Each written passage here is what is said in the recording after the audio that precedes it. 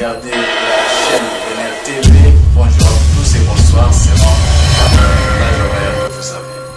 Nous sommes ici à notre 3e édition de l'émission Interview avec. Vous allez découvrir avec nous, vous allez connaître les lieux où nous nous trouvons et à travers notre interview, vous allez découvrir, vous qui vous intéressez à l'éducation, à la culture, à l'enseignement, vous allez découvrir là où nous sommes, les difficultés qu'il y a et les bonnes choses qu'il y a. Je vous remercie.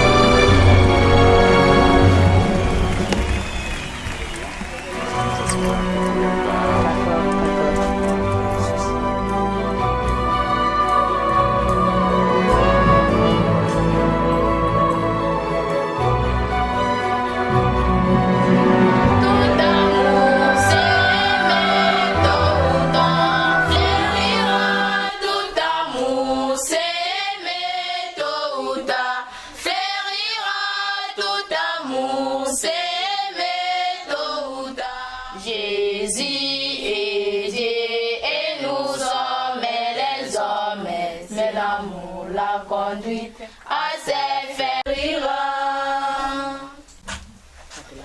J'aime mon école. Mon école s'appelle Lycée Tuvukambundu. C'est là où j'apprends à lire, à parler, à compter, à vraiment. Elle me donne toujours pour l'assurance de ma vie. J'ai vu ma classe. Poème déclamé de la 7e B. J'ai dit et je vous remercie.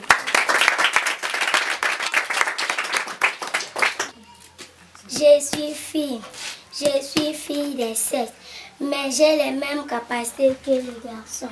L'éducation m'encourage à travailler ensemble avec les garçons, sans discrimination quelconque. Filles et garçons tous ensemble, travailler pour les progrès de notre pays. Que vive la partie et l'éducation poème déclamé par l'élève Minko Moussa Marie de la 7e année. Je dis et je vous remercie. Mon nom c'est Diaké Koumastif de 3e, tout comme la 5e commerciale et gestion. Je suis un préfinaliste de notre école qui est le lycée Tuvukambundu de Popo Kabaka, de la paroisse cathédrale Sainte-Famille. Les difficultés auxquelles nous sommes, le manque de machines, les ordinateurs et une salle informatique pour la pratique. Insuffisance de bancs dans des salles de classe, l'infrastructure de notre école, manque de dictionnaires pour la recherche scientifique qui est liée à notre domaine. C'est ça les difficultés d'ordre matériel. Je réponds au nom de Bivou Lapemba Edmond. Je suis finaliste du lycée Tuvukambundu. Les difficultés que nous avons dans notre domaine, manque de livres, de bancs, de tables, et notre école est dans mauvais état. Donc je vous demande de nous aider à réorganiser notre école. Nous remercions toute l'école Tuvukambundu, le lycée Tuvukambundu qui nous a accueillis. Merci pour les poèmes que vous avez fait à notre occasion et merci pour la patience que vous avez pour nous attendre jusqu'à nous. Nous souhaitons bonne chance et bonne réussite pour votre avenir. Okay? Merci.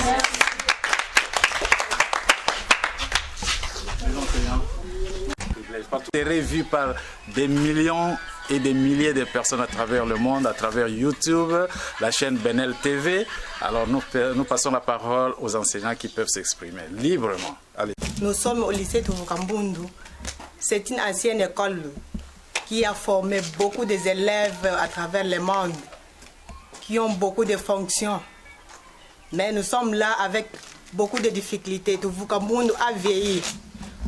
Une réhabilitation, c'est ça. On a un problème, surtout sur la scientifique, surtout nous, en option commerciale et gestion.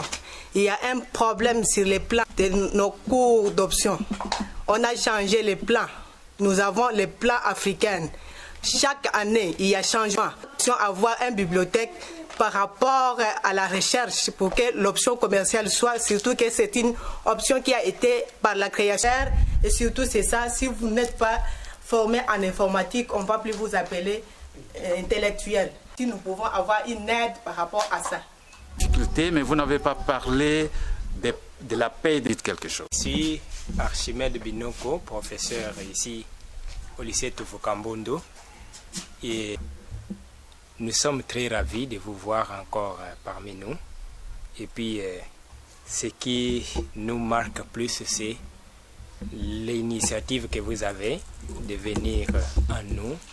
Et cela aussi nous donne l'occasion de vous présenter aussi nos difficultés liées aussi au fonctionnement de cette école. Et peut-être que je pouvais encore ajouter un autre élément en dehors de l'infrastructure et les manuels scolaires de toutes les catégories confondues. Et puis une bibliothèque, comme a dit l'élève. L'infrastructure aussi ne nous permet pas à ce que nous puissions vraiment assurer les enseignements, ou bien les dispenser bien sûr à nos élèves qui attendent encore plus. Et puis si l'opportunité nous prévoit aussi quelque chose, nous pouvons facilement aller de l'avant et faire encore plus, pourquoi pas, les générations à venir qui attendent encore liées à l'encadrement de nos jeunes filles et garçons congolais. Merci. Vous levez les difficultés, mais vous n'avez pas parlé de la paye des enseignants. Est-ce que pour vous tous ici au lycée Touvuka-Mbundu, c'est un problème résolu avant qu'on en parle avec la sœur? Vous avez la parole, dites quelque chose. Je suis moi-même parmi d'ailleurs les enseignants qui ne bénéficient pas d'un salaire de l'État. C'est vraiment un élément très important aussi. Merci pour le rappel. Vraiment, si l'État congolais réalisait sa promesse, ça pouvait aussi y aller. C'est parmi les éléments aussi qui bloquent un peu le courage pour dispenser, pour que les enseignants puissent aussi se donner, ou bien donner le meilleur d'eux-mêmes pour que ces enfants-là aussi, nos enfants puissent aussi avoir une bonne éducation et puis une bonne instruction là-dessus. Je crois que si les gouvernements congolais pouvaient se mettre à sa place pour réaliser ces promesses, vraiment nous serons vraiment très ravis là-dessus. Merci. Bonjour, vous qui regardez la chaîne Benel TV, bonjour à vous tous et bonsoir selon le décalage horaire que vous avez. Nous sommes ici à notre 3e édition de l'émission Interview avec. Vous allez découvrir avec qui nous allons parler aujourd'hui. Vous allez connaître les lieux où nous nous trouvons. Et à travers notre interview, vous allez découvrir, vous qui vous intéressez à l'éducation, à la culture, à l'enseignement, vous allez découvrir là où nous sommes, les difficultés qu'il y a et les bonnes choses qu'il y a. Je vous remercie. Pouvez-vous nous dire où est-ce que nous sommes maintenant? Touvuka-Mbundu, à Popo Kabaka, paroisse Sainte-Famille. Administrativement parlant, Popo Kabaka se trouve où? Popo Kabaka se trouve dans la province du Kwangu. Parlez du lycée Touvuka-Mbundu. Qui êtes-vous et avec qui vous allez parler aujourd'hui? Moi, je suis sœur Catherine Kololo, préfète du lycée Touvuka-Mbundu, sœur de Marie de Popo Kabaka.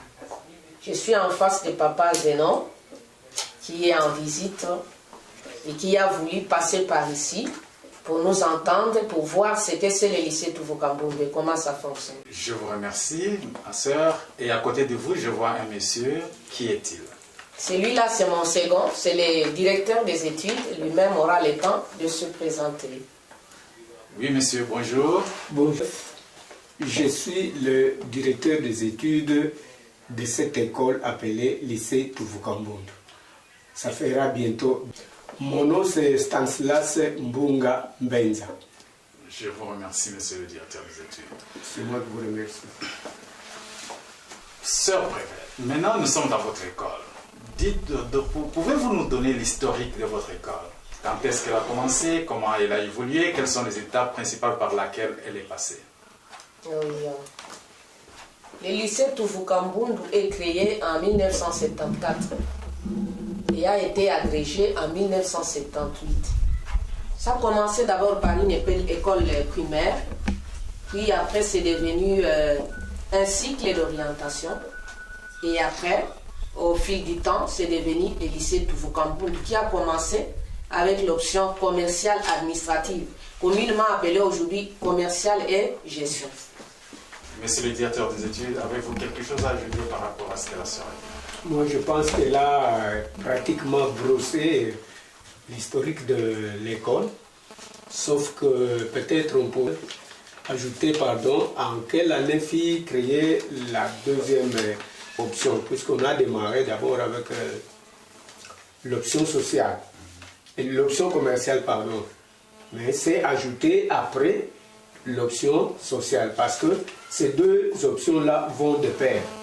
Pratiquement, dans l'organisation, vous avez les mêmes enseignants, des commerciales ou des sociales, ceux qui ont fait l'économie, ceux qui ont fait le développement, ceux qui ont fait l'histoire, parce que ici aussi c'est le social, donc histoire et sciences sociales.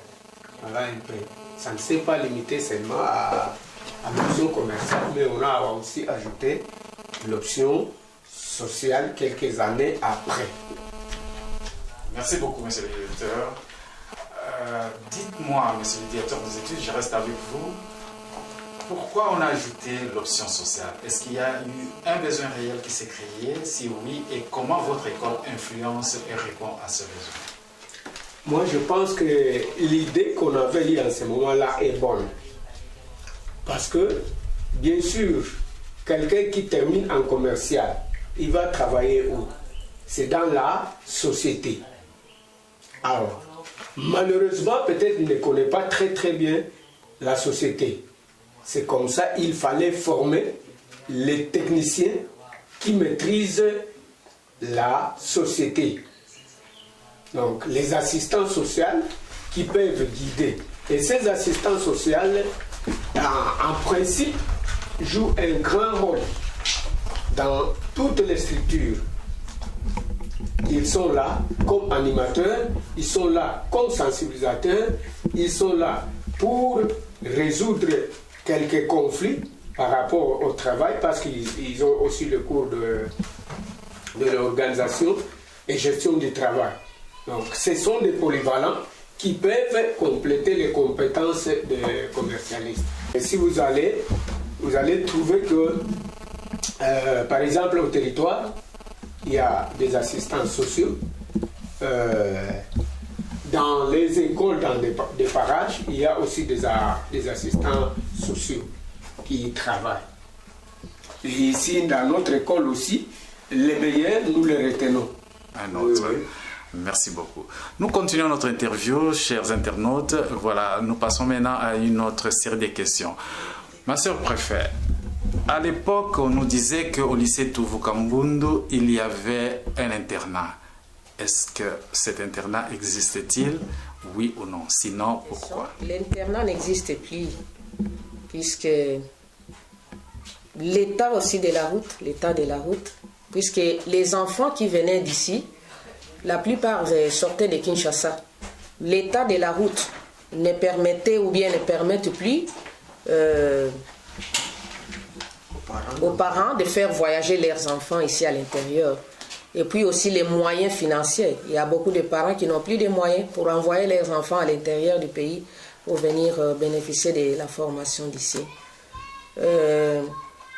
Oui, disons les moyens, quand on paye, puisqu'on doit alimenter cet internat. On a senti qu'à un moment donné, ça pesait trop, on n'était pas vraiment à mesure de nourrir ces enfants-là. C'est comme ça on a dit arrêter à un moment donné. Mais sans pouvoir aussi reprendre ça. C'est quelque chose on est d'abord en train d'étudier encore, de réétudier, de voir qu'est-ce qu'on peut faire dans l'avenir. Le souci est là, mais ce sont les moyens qui font défaut. Puisque nous, quand on envoyait, on organisait les internats ici, on avait nos moyens de transport. Et maintenant, on en a plus, c'est comme ça. Et c'est vraiment difficile. Monsieur le directeur des études, avez-vous quelque chose à ajouter? Les internats ne fonctionnent pas. Et particulièrement chez nous, l'internat ne fonctionne pas à cause, comme je l'ai dit tantôt, du revenu faible des ménages. Les parents n'ont pas beaucoup de moyens pour envoyer les enfants à l'internat. De deux, l'internat était motivé quand on avait beaucoup d'élèves qui venaient d'ailleurs. Aujourd'hui, l'enseignement est devenu local. Nous n'avons que des enfants de la cité ici à quelques 3 et 5 km tout au plus. Donc c'est là, ils ont des titères ici, ils restent là, ils viennent étudier. Troisièmement, même s'il faut que l'internat puisse fonctionner, en tout cas, c'est difficile parce que à l'époque, on avait réussi, puisque, comme a dit la sœur, on avait des moyens, il y avait des projets qui appuyaient un peu l'internat. Mais maintenant, nous n'avons pas d'appui. C'est difficile d'organiser l'internat, ça pèse, parce que quand on demande à peine $20 à un parent, ça peut faire toute une année.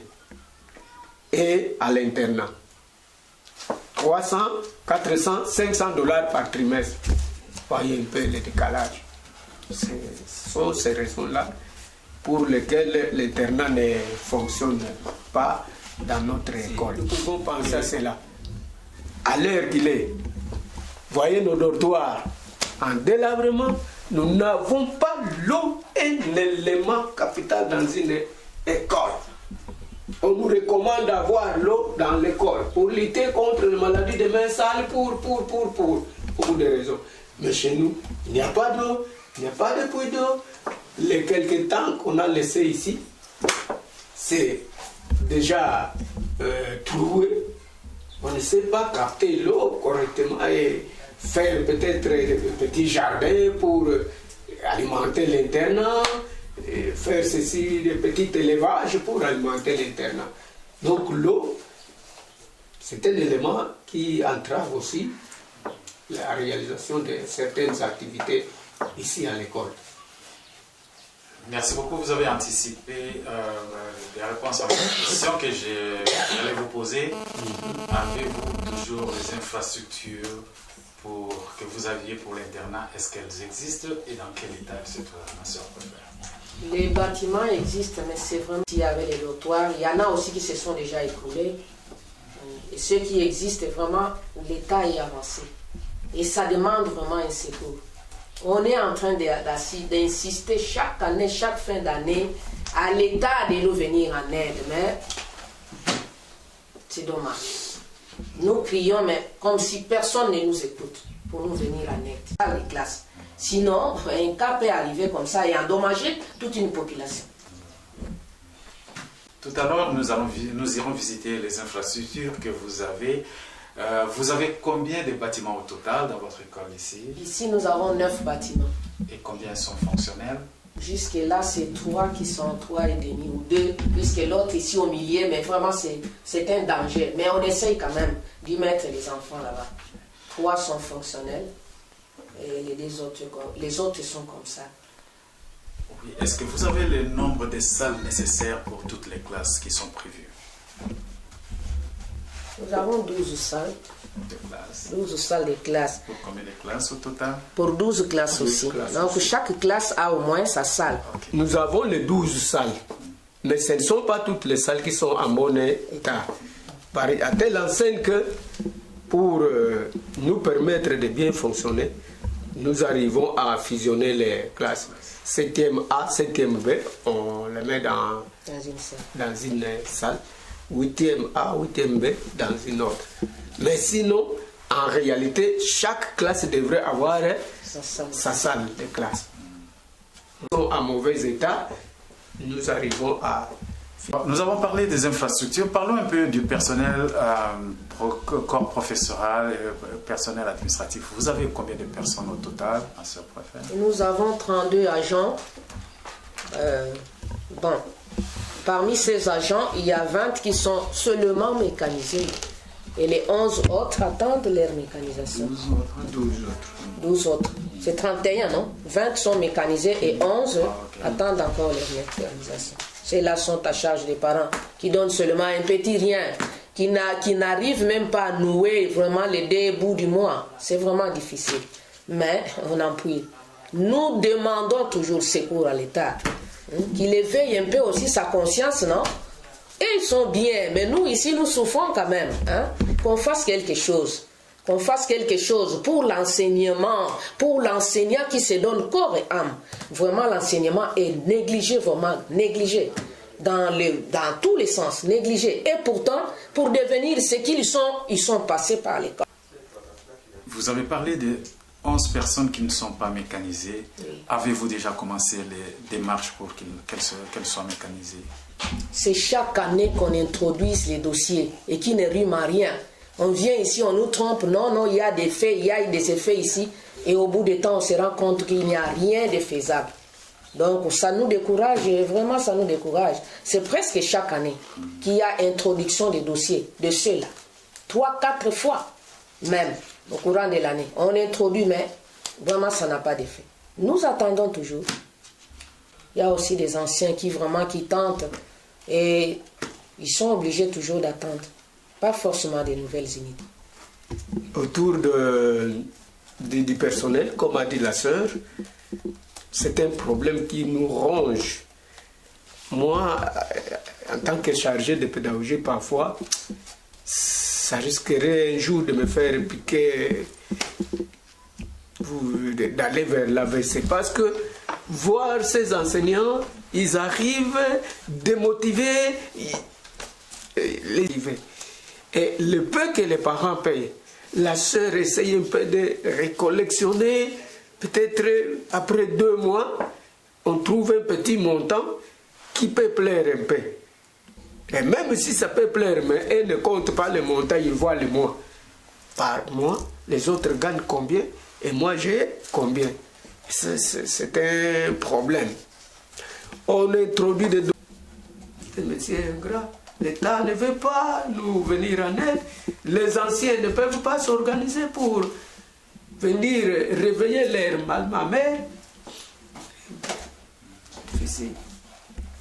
Que je m'adresse à l'État, je voudrais encore poser la question, ma soeur, si ce n'est pas une indiscrétion, à quel niveau, je veux dire, à combien s'élève la contribution des parents pour payer, pour soutenir les enseignants? Ça dépend d'une année à l'autre, puisque nous fixons par rapport à ce que l'État nous donne, puisque c'est lui qui ventile les frais scolaires.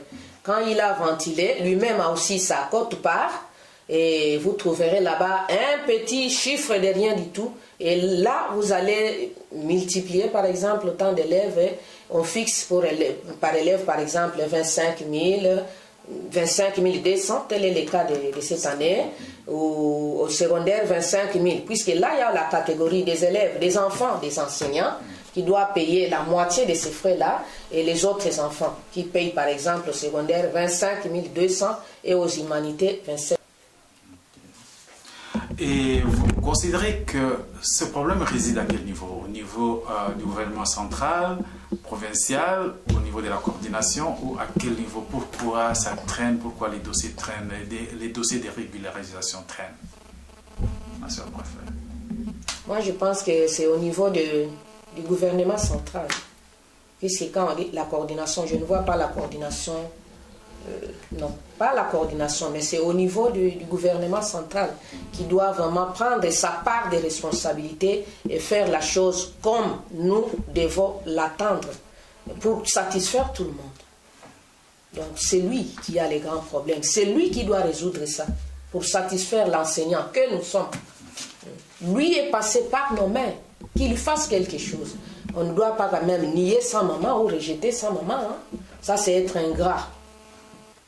Qu'il éveille sa conscience, qu'il vienne en aide aux enseignants que nous sommes. Merci, monsieur. Filière. Parce qu'il y a des services qu'on a mis, et ces services-là font leur travail. Tel que maintenant, hier, avant-hier d'ailleurs, on disait, dans telle école, il y a autant de payés. C'est pour dire que la base fait quand même son travail. On envoie à la hiérarchie. Mais c'est bloqué au niveau de ça que nous sommes en train de souffrir. Ils sont dans des bureaux. Bien. Nous adressons à monsieur le ministre et à toute son équipe. Dans ce lycée où nous sommes, on forme la relève du pays. Ils ont besoin de votre soutien. Faites ce que vous pouvez faire pour que les enseignants soient payés. Faites ce que vous pouvez faire pour que le lycée Touvoukambundu où nous trouvons puisse être une préoccupation pour vous. surtout pour le corps professoral, mais aussi pour les frais autres que les minérales. Nous revenons à vous, ma soeur préfète. Nous avons parlé des infrastructures, nous avons parlé de personnel enseignant et autres. Est-ce qu'en dehors de tout ça, avez-vous encore d'autres difficultés que vous rencontrez dans l'exercice de vos fonctions? Les difficultés sont vraiment énormes dans cette école.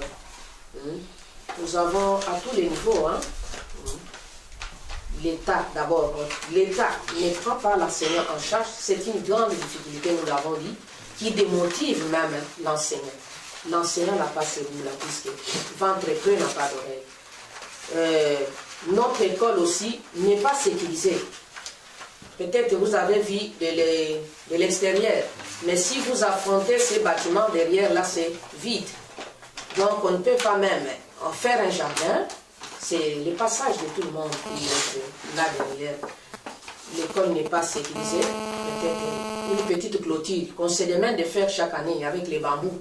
Mais quand il arrive, la saison sèche, on brûle la brousse et tout est parti. Donc chaque fois, il faut faire la même chose. Notre école est vraiment en délabrement. C'est très avancé. C'est une grande difficulté. Vous voyez, parfois, on n'arrive pas à la fin de nos programmes. La pluie arrive.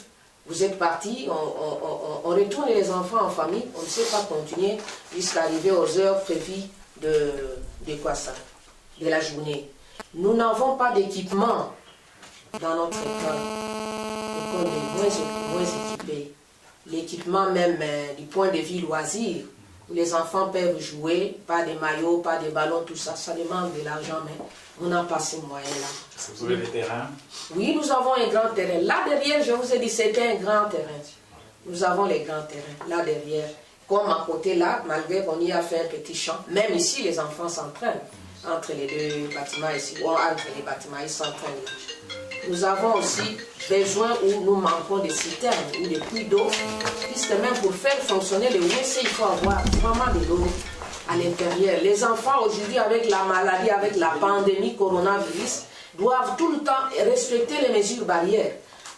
D'abord, ils doivent laver les mains pour tous ceux qui ont touché ici et là déjà. On lave chaque fois les mains pour éviter ça. Nous manquons de bibliothèques. Les enfants doivent se former, doivent lire. Nous n'avons pas de bibliothèque. Si on a des livres ici, ce sont de vieilles éditions et nous cherchons ce qui est d'actualité.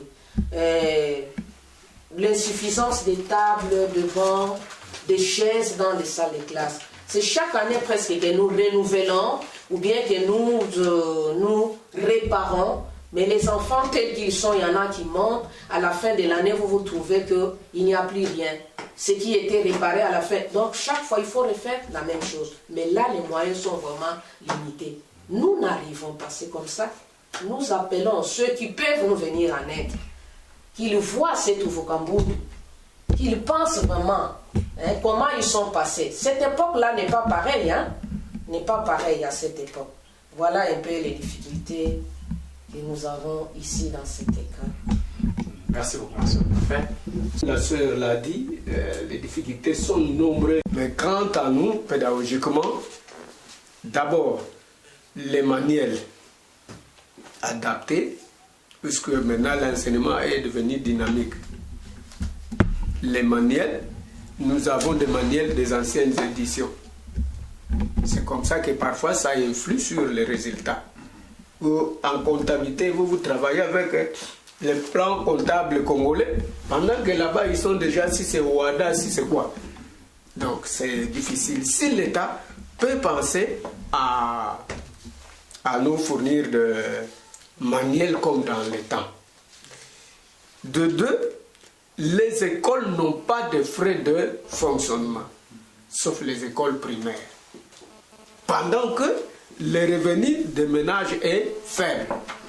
Imposer encore les frais de fonctionnement aux parents, c'est leur demander toute leur vie.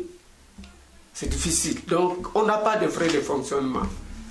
Alors, comme je l'ai souligné aussi, nous avons le problème d'équipement et de matériel didactique dans chaque option. Vous avez entendu vous-même ici un élève de commercial qui a dit qu'ils n'ont pas d'ordinateur. Et nous, par exemple, en social, les enfants vont en stage. Comment il faut les suivre? Il n'y a pas de moyens pour les suivre. Et là où ils partent faire des stages, ils sont taxés de ceci ou cela. Donc les difficultés sont énormes. Et nous insistons aussi sur l'eau. L'eau, c'est capital pour la sécurité sanitaire de toute la population scolaire ici au lycée Touvuka-Mbondu. Et du reste, c'est le problème épineux de paiement des enseignants. Si l'État vraiment pourrait penser à remettre chaque enseignant dans ses droits, même si c'est peu, pourvu qu'il gagne quand même quelque chose qui puisse lui permettre de vivre. Hein? Puisque nous ne gagnons même pas le minimum vital ici. Puisque le minimum vital ici, normalement, vous devez aller à $300 pour bien manger, bien se vêtir, bien se faire soigner, bien faire les loisirs. Et ces pauvres enseignants, je vous dis, je vous donne un exemple, ces pauvres enseignants à qui on donne $100 ont combien d'enfants à l'école primaire, combien d'enfants à l'école secondaire, combien d'enfants dans des écoles supérieures. Donc, les parents, il faut étudier les enfants par la grâce de Dieu. C'est difficile. Monsieur le directeur des études, je reste un peu avec vous. Vous avez souvent parlé des conditions de vie des enseignants, ce qui est tout à fait normal. Vous avez avancé un chiffre. Pouvez-vous me confirmer, pour qu'un enseignant vive très bien, vous pensez quel est le minimum vital que vous proposez au gouvernement central? Je sais que cela ne dépend pas que de vous, mais avancez un chiffre. Oui, cela ne dépend pas de moi, mais je vous dis selon la réalité de ce milieu. Un ménage nombreux et qui a beaucoup d'enfants ne saura pas bien manger si les parents n'ont pas dépensé au moins 20 000 francs congolais par jour. Parce que tout coûte cher, tout. Et il nous arrive des fois où on doit aller chercher les aliments ailleurs. Donc, c'est difficile. Le minimum vital est au moins de $10 par jour. Fois 30, c'est ce que vous avez dit, qui fait à peu près $300. $300. 600 000 francs. 600 000 francs. Ça, c'est rien que pour la nourriture, vous avez dit, ou tout compris? Bon, avec les autres. Nous allons maintenant vous laisser à vous. Si vous avez quelque chose, nous avons parcouru beaucoup de sujets, peut-être qu'il y en a que nous n'avons pas abordés. Avez-vous pensé qu'il y a un sujet que nous n'avons pas abordé? Parce qu'à la fin, on va vous laisser le temps à chacun de s'exprimer, d'envoyer un message à différentes catégories de personnes. Mais est-ce qu'il y a un sujet peut-être que vous avez préparé, mais que nous n'avons pas abordé? Ma soeur préférée. Je pense que tout a été déjà dit. Hein? Merci. Je pense que tout a déjà été dit. Monsieur le directeur des études. Il y a quelque chose aussi qui attirait les enfants. Comme a dit la sœur, c'est les loisirs, les excursions, tout ça, quand les enfants voient, on organise des soirées dansant, tout ça, ça attire quand même les enfants. Donc ça aussi, c'est un problème, c'est une difficulté. Si vraiment quelqu'un pourra nous appuyer pour essayer d'organiser ces activités parascolaires. Avant de vous donner la parole à vous deux, je voudrais revenir sur un sujet que nous avons abordé ailleurs. Quels sont selon vous les sujets, les éléments plutôt qui détruisent notre jeunesse? On l'accuse beaucoup d'être un peu détruite, d'être distraite, d'être dans la luxure, dans la distraction. Selon vous qui êtes à la base de l'éducation, quels sont les éléments qui interviennent? Qu'est-ce qui fait que notre jeunesse est aujourd'hui un peu perdue?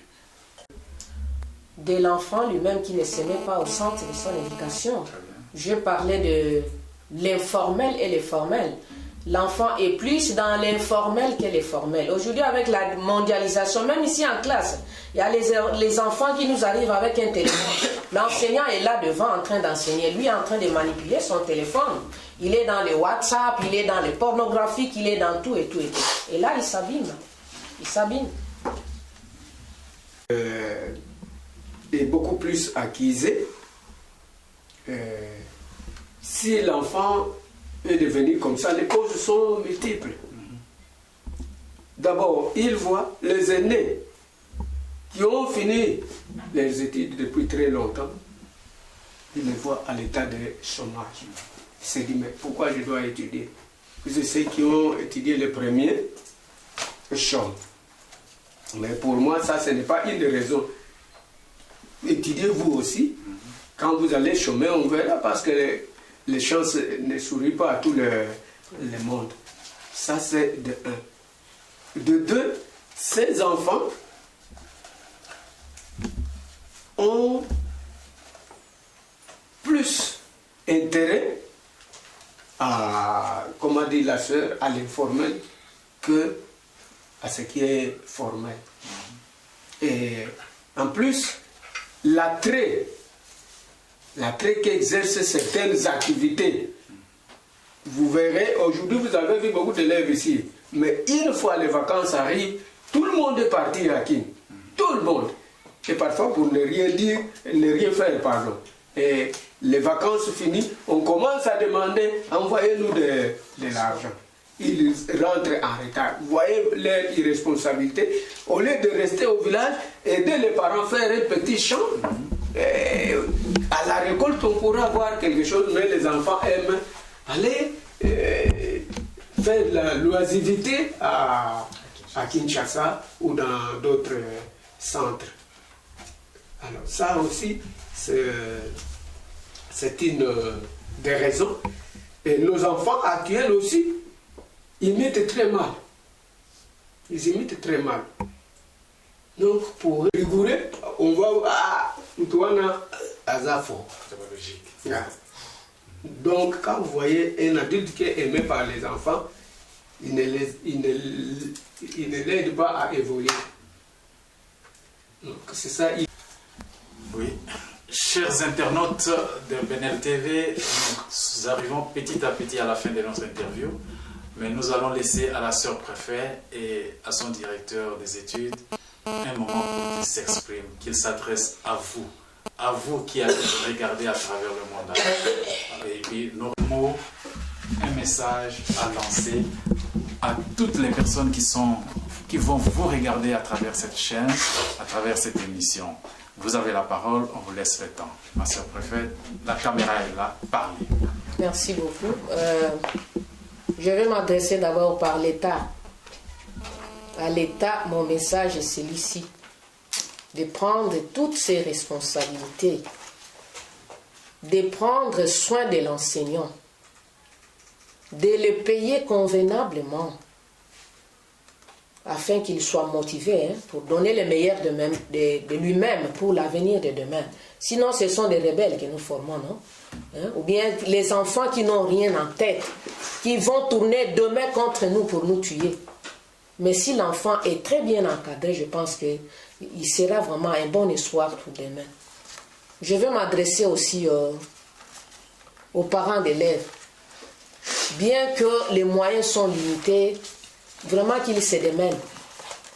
Qu'ils se démènent vraiment à bien encadrer les enfants, à bien les scolariser. Je vais m'adresser aussi à l'enfant lui-même, qu'il puisse prendre ses études au sérieux, puisque l'espoir de demain, c'est lui. Et tous, nous comptons sur lui. S'il est en train de tergiverser ici et là, donc, ça sera vraiment, ou bien comme on dit, ce sont des bombes à retardement. Nous voulons quelqu'un de bien. Un élève qui suit sa formation normale, qui demain va nous défendre ici et là, qui sera un président, un ministre et tout ça. C'est de ça que nous avons besoin. Qu'il soit notre fierté demain, quand nous serons marchant avec les 4 ou les 3 pattes là, et quelqu'un te dit c'est ton élève. Ça fait quand même la fierté et la joie, non? Je vais m'adresser aussi aux anciens. Vous qui avez étudié dans cette école, Je ne sais pas si vous voyez au loin ou même, je ne sais pas, vous êtes parti et vous avez tourné d'eau ici. Tournez d'eau ici, voyez un peu, vous allez voir aussi ce qu'est devenu votre école. Et là, je ne sais pas si ça vous donnera la joie de voir ça.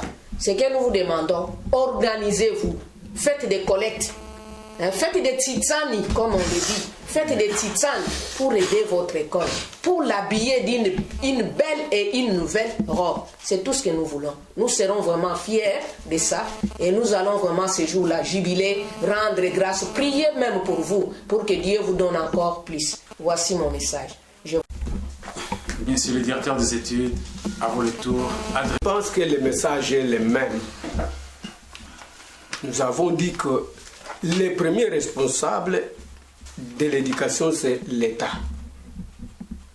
Si l'État pourra reprendre les anciennes habitudes, puisque nous, à l'époque, quand on allait à l'école, on ne dérangeait jamais les parents. On trouvait les livres sur le banc, et tout. Donc, que l'État arrive à bien payer l'enseignant, à bien l'approvisionner, en matériel, en manuel, en matériel didactique. Que l'État puisse revenir à la conscience et qu'il se dise qu'il est le produit de l'enseignement que lui est en train de négliger maintenant. Si sa conscience peut lui rappeler ça, je pense que l'État congolais va agir pour mettre trop d'accent sur l'enseignement. Deuxièmement, aux parents. Les parents aujourd'hui, on parle de l'entrepreneuriat. Nous n'avons pas d'autres activités, par exemple, chez nous. Qu'on s'adonne à l'agriculture. Beaucoup de personnes, d'ailleurs, c'est les premières pistes de développement. L'agriculture aide les gens à aller vers le développement, à progresser.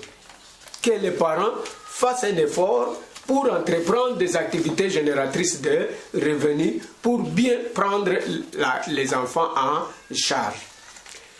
Aux élèves, que les élèves puissent faire un effort avec l'encadrement des parents pour être au centre de leur éducation. Qu'ils sachent que pour être bien, pour avoir un bon avenir, il faut être bien formé. Il vaut mieux être un diplômé qu'être un porteur de diplôme. Les enfants ne comprennent pas ça.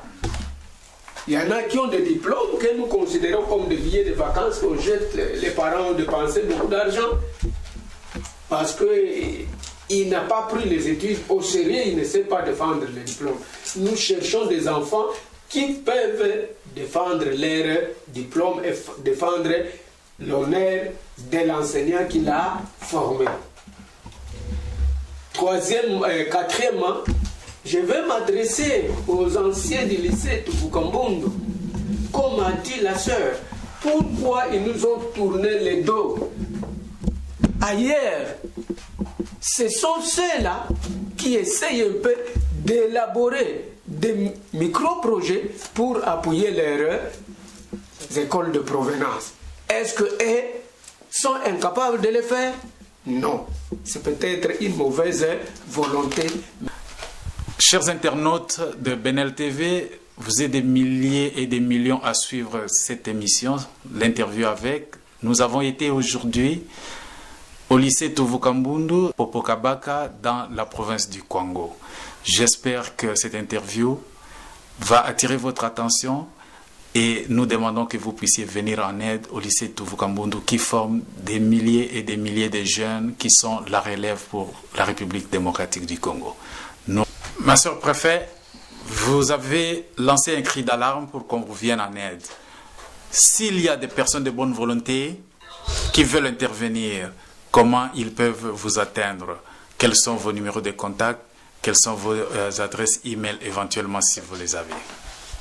Merci beaucoup. L'adresse e-mail, je n'en ai pas, mais mon numéro contact est celui-ci.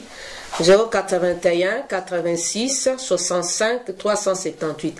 C'est aussi le numéro de WhatsApp. Sur WhatsApp aussi, on peut quand même communiquer. Vous voulez répéter? Vous voulez répéter? Le contact, c'est le 081 86 65 378. C'est celui-là aussi, le numéro de WhatsApp. Donc, on peut toutefois aussi me contacter sur WhatsApp. Votre nom? Je réponds au nom de sœur Catherine Kololonganda, sœur de Marie de Popo Kabaka. Et préfet du lycée Tuvukambundu.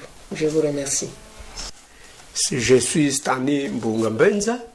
Mon numéro de contact c'est 081 23 56 293. Et mon adresse mail c'est Stanis Mbunga en minuscule 65 @gmail.com.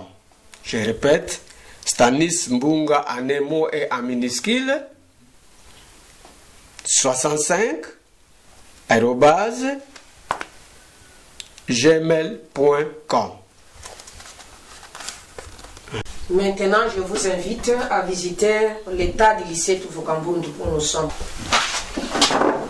En tout cas, je vous félicite, merci. Merci beaucoup. Ça s'est très bien passé, vous êtes bien défendu. Merci. Merci, en tout cas, c'était très bien. C'était très bien. Beaucoup de choses. J'ai appris beaucoup de choses. Hein. Devant les bureaux, le bureau de la sœur préfet. La salle qui suit là, c'est la salle du secrétariat. Je l'utilise comme secrétariat. Il y a les humanités techniques sociales. Vous allez remarquer que dans certaines salles, il n'y a pas de banc. Puisque c'est la période des examens, on met tout ensemble. On reçoit les enfants dans une seule salle pour passer leurs examens. Aux examens d'État, puisque les examens se passent dans une seule salle. Ici, c'est une salle en réseau, salle de 6e ou 4e. Et ils sont à combien pour le moment, vous avez dit? Ils sont à 13. 13 ans.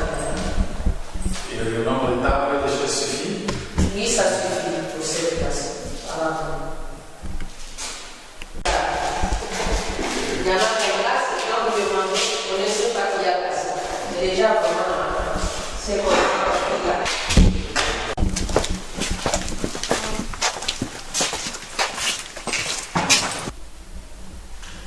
L'examen des religions? Oui, c'est déjà passé, c'est déjà les centres.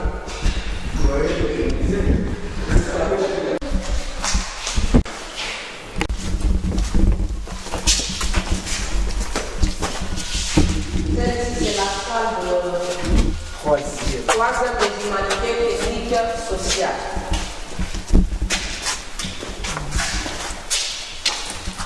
Et en général, ici, il y a toujours des bancs. Ici, ce sont des bancs, pas des tables. Ce sont des tables par ici. Toujours. Les bancs, c'est pour l'autre bâtiment là-bas. Ok. À cause de la discipline? Oui, il y a des cas, vous montrer des billets de renvoi au bureau?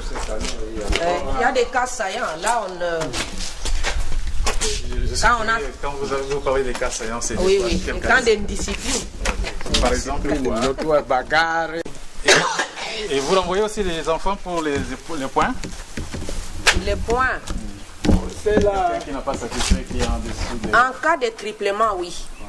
On l'oriente ailleurs. Peut-être l'option, il ne s'adapte pas, on l'oriente. Il choisit une autre option. Okay.